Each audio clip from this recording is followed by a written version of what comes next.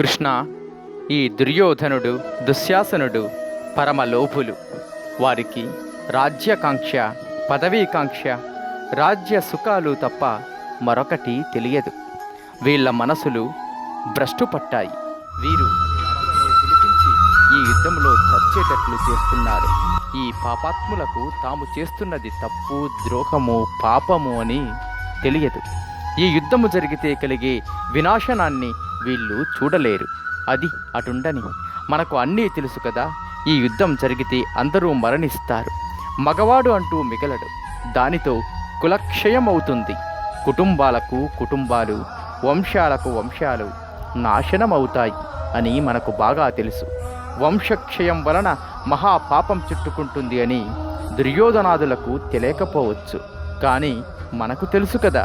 తెలిసి ఈ మహాపాపం ఎలా చేయమంటావు చెప్పు. కనీసం మనమన్నా ఈ యుద్ధం నివారించడానికి ప్రయత్నం చేయవచ్చు కదా. నీవు రాయభారానికి వెళ్ళి నీవు చేయాల్సిన ప్రయత్నం నీవు చేశావు. ఇప్పుడు కూడా దుర్యోధనుడికి నచ్చజెప్పి యుద్ధం ఆపించవచ్చు కదా. ఈ పాపం చేయకుండా నన్ను మరలించవచ్చు కదా. దుర్యోధనాదులు ఎటు యుద్ధం విరమించుకోరు. కనీసం మనమన్నా ఈ కులక్షయం అనే పాపం నుండి విముక్తులం కావచ్చు కదా. ఏమిటో కులక్షయం అనే ఈ పాపం నుండి ఎలా విముక్తి కావాలో అర్థం కావడం లేదు అని నిర్వేదంగా అన్నాడు అర్జునుడు. ఇప్పటిదాకా తన గురించి, తన బంధువులు ఈ యుద్ధంలో చస్తారు అన్న అర్జునుడు ఇప్పుడు సమాజం గురించి, వంశక్షయం, కులక్షేము గురించి కూడా బాధపడుతున్నాడు. ఇప్పటిదాకా అర్జునుడు కేవలం తాను, తన వాళ్ళు, తన బంధుమిత్రులు చనిపోతారు, అది పాపం అని అన్నాడు. ఇప్పుడు కులం గురించి, సమాజం గురించి, ధర్మాల గురించి చెబుతున్నాడు. తన వాదనకు బలం చేకూర్చుకోవడానికి తాను అప్పటి వరకు చదివిన శాస్త్రములలోని విషయముల యొక్క, ధర్మం యొక్క సాయం కూడా తీసుకుంటున్నాడు. తాను కేవలం ఉబుసుపోకకు చెప్పడం లేదు. తాను చెప్పేది ధర్మసమ్మతము అని తనను తాను సమర్థించుకుంటున్నాడు. వివాహము అనేది ఒక కులధర్మము. గృహస్థ ధర్మ నిర్వహణ కొరకే వివాహము. అందుకే భార్యను ధర్మపత్ని అని అన్నారు. వేదములలో, శాస్త్రములలో చెప్పబడిన అగ్ని కార్యము, యజ్ఞయాగములు, వ్రతములు ఆచరించడానికి పక్కన భార్య ఉంటేనే కానీ సాధ్యం కాదు. భార్య లేనిదే వేద విహిత కర్మలు గృహస్థు చేయలేడు. ఈ ధర్మాన్ని ఆసరగా తీసుకున్నాడు అర్జునుడు. ఈ యుద్ధం జరిగి యుద్ధంలో పురుషులంతా అంటే భర్తలు అంతా మరణిస్తే ఈ కులధర్మం, గృహస్థ ధర్మం దెబ్బతింటుంది అని అర్జునుడి వాదన. కృష్ణ, ఈ యుద్ధంలో అందరూ మరణిస్తే, మగాళ్ళు అంటూ లేకపోతే ఏనాటి నుండో మన సమాజంలో వేళ్ళునుకని ఉన్న కులాలు, వాటి ధర్మాలు, గృహస్థ ధర్మాలు అన్నీ నశించిపోతాయి కదా.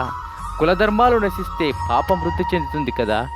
ఈ కుల వ్యవస్థ నాశనం కావడానికి, కులధర్మాలు దెబ్బతినడానికి, తద్వారా పాపం వృద్ధి చెందడానికి ఈ యుద్ధమే కదా కారణము. ఇంతటి వినాశనానికి కారణమైన ఈ యుద్ధం నేను చేయాలా? అది అవసరమా అని అన్నాడు అర్జునుడు.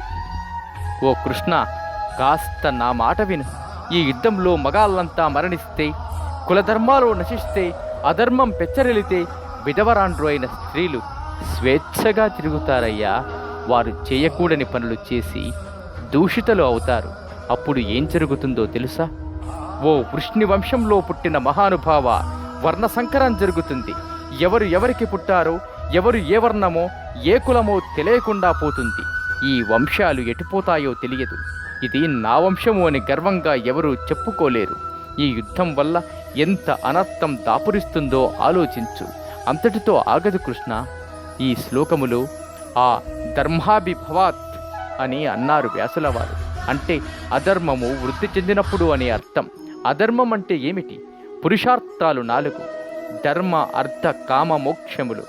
ధర్మము అంటే ఎదుటివాడు మనస, వాచ, కర్మన తనకు ఏమి చేస్తే అది తనకు బాధ కలుగుతుందో ఆ పని చేయకపోవడం, ఇతరులకు ఉపకారం చేయడం. ఇది సాధారణ ధర్మం. ఆ సాధారణ ధర్మమును అనుసరించి ధనం, సంపదలు సంపాదించడం. ధర్మబద్ధమైన కామములు అంటే కోరికలు కోరుకోవడం. ఈ సంపదలు, ధనము, కర్మలు, కోరికలు, వీటి అన్నిటి ఫలితములను వదిలిపెట్టడం. అదే మోక్షము. ఇంకా అధర్మము అంటే ధర్మము అనే మాటను పైవాటి నుండి తొలగించడం అంటే ఏదో విధంగా ధనము సంపదలు సంపాదించడం, అడ్డమైన కోరికలు అన్నీ కోరుకోవడం, వాటిని తీర్చుకోవడానికి అడ్డదారులు తొక్కడం. ఈ రెండింటిలోనే సుఖము సంతోషము ఉందనుకోవడం, ఇదే అధర్మం. ఇక్కడ అధర్మం వృద్ధి పొందుతుంది అంటే భర్తలు లేని భార్యలు అంటే కుల స్త్రీలు కామమునకు కోరికలకు లోనై దూషితలు అవుతారు. దానివలన వర్ణ సంకరం ఏర్పడుతుంది. కృష్ణ, ఈ ప్రకారంగా కుల స్త్రీలు స్వేచ్ఛగా తిరిగితే, వర్ణ సంకరం జరిగితే, కుల వ్యవస్థ నాశనమైతే దీనికి కారణమైన వాళ్ళంతా కుల ఘాతకులు అవుతారు. అటువంటి వాళ్ళు నరకానికి పోతారు. అటువంటప్పుడు ఈ యుద్ధంలో చచ్చిన వాళ్లకు జలతర్పణాలు ఎవరు విడుస్తారు? పిండ ప్రదానం ఎవరు చేస్తారు? వారిని ఉత్తమ లోకాలకు ఎవరు పంపిస్తారు? ఈ యుద్ధంలో మరణించిన వాళ్లకు అంత్యక్రియలు, శ్రాద్ధ కర్మలు, జలతర్పణాలు, పిండ ప్రదానాలు లేకపోతే వారంతా అధోగతి పాలవుతారు కదా. తలచుకుంటేనే అంతా అయోమయంగా ఉంది. దీనికంతా ఈ యుద్ధమే కారణం కాదా? ఆలోచించు. అంతేకాదు కృష్ణ, అక్షౌహిణీల కొద్దీ సైన్యం చావడానికి, దానివలన కలిగే వర్ణ సంకరానికి, కులక్షయానికి, కుల ధర్మాలు నాశనం కావడానికి, జాతి ధర్మాలు అన్నీ శాశ్వతంగా నాశనం కావడానికి ఈ యుద్ధమే కారణం. అందులో సందేహము లేదు. ఈ యుద్ధములో మరణించిన వారికి, వారి భార్యలకు, సంతానానికి యుద్ధం చేసి కులధర్మాలు, వర్ణ సంకరాలు, జాతి ధర్మాలు నాశనం కావడానికి కారణమైన ఈ యుద్ధం చేసిన వారికి కూడా శాశ్వత నరకలోకం ప్రాప్తిస్తుందని పెద్దలు చెప్పగా విన్నాను. నిజం కాదంటావా? ఇన్ని అనర్థాలకు మూలమైన ఈ యుద్ధం నేను చేయడం అవసరమంటావా? కృష్ణ, మరలా చెబుతున్నాను, దుర్యోధనాదులు సరే వెధవలు, ఆకతాయీలు, దుర్మార్గులు, దుష్టులు. వారి బుద్ధి పనిచేయడం లేదు. అందుకే యుద్ధానికి సన్నద్ధం అయ్యారు. మనం బుద్ధిమంతులం కదా. ఇంత దారుణాన్ని, మహాపాపాన్ని చేయడానికి ఎలా సిద్ధపడ్డామో అర్థం కాకుండా ఉంది. ఇదంతా దేనికి? రాజ్యం కోసం, రాజభోగాలు అనుభవించడం కోసం. అంతే కదా.